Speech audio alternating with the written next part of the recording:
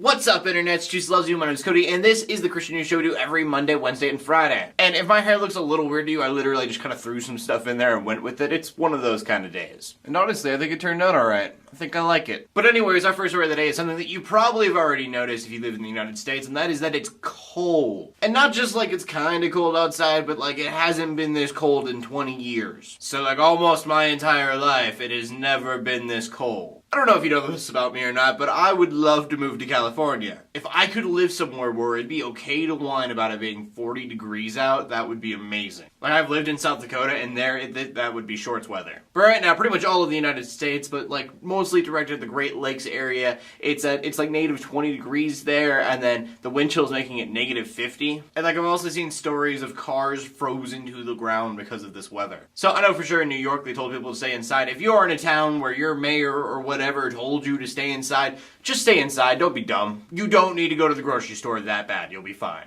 So if you were a child, get out a board game unless you find that boring, and then play Mario Party with your parents. And if you're a parent, then ask your kids what Mario Party is. It'll be a lot of fun. That is if your kid has Mario Party. If you don't have Mario Party, don't go out and get it. Just play some other board game in real life instead of on a video game. I think the moral of the story is that I need to go find out what the newest Mario Party is and buy it. That, and my prayers are out to you guys, and I hope that everybody watching this has prayers out to everybody else watching this, and just that nobody gets hurt. It's legitimately that cold that in some of the places in the United States, it's dangerous to be outside right now. Also, I just thought about this, and it is a Christian show, so the weather has nothing to do with God hating gays, just so you know. I just wanted to put that out there, that God doesn't go, I disagree with you, therefore you live like Canada. I apologize if I've offended Canadians, but it's cold there too. And then our next story is something that I have sadly talked about before, and it is about a Christian dating show. The last time we talked about it, it was just like in the works, they were talking about it, but they are officially having it. It's called It Takes a Church, and it is a dating show where a church finds a spouse for a single person.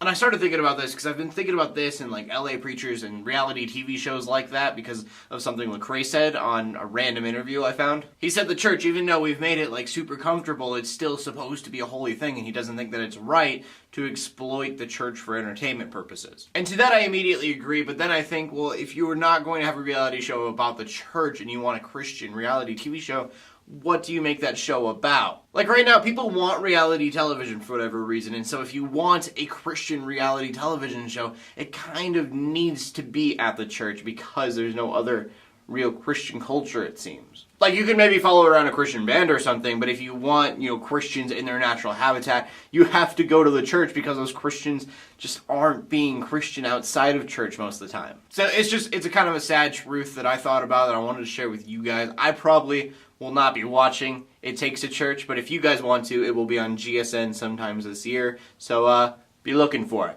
Also, I forgot to mention, it's being hosted by Natalie Grant, who I guess is a gospel singer. I don't know her, but maybe you do, and so that'll mean something to you. Like, I want to see more Christian television, but I'm not a reality TV show kind of guy, and I agree with Lecrae that I don't think that the church should be exploited for entertainment purposes. Just because most of these reality TV shows, how they go down, people are going to be entertained not by the good stuff at the church, but by the bad stuff going on. That's what you want to watch. You want to watch that turmoil. So I wouldn't want to endorse that in any way. And that brings us to the final story of the day, and our final story of the day is about Bill Nye, the science guy, and then Ken Ham, the creation guy, I suppose. Ken Ham is a pretty well-known creation scientist, and when I say creation scientist, I don't mean like God created the world, because for most Christians, I think all Christians believe that God created everything. But Ken Ham doesn't believe that it is poetic truth in the beginning of Genesis, but a literal truth, meaning like 6,000-year-old Earth, no evolution, things like that. I was very into all of that for a while. I watched Kent Hovind. If you want to watch some of his stuff, he's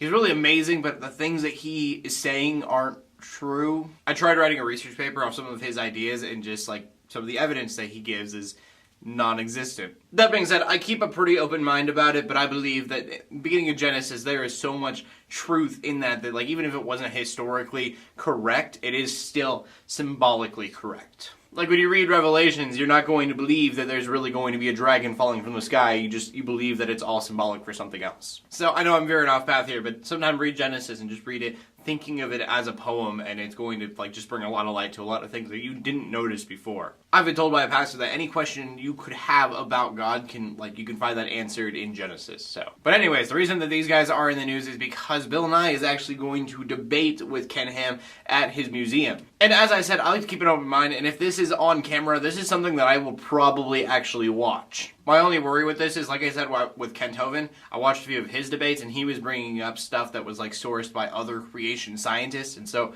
it was kind of hard for them to debate because they were going by two different kinds of sources. Like, to put it into perspective, so two people write the same ideas about a 6,000-year-old Earth. One of them is a Christian, and the other is an atheist.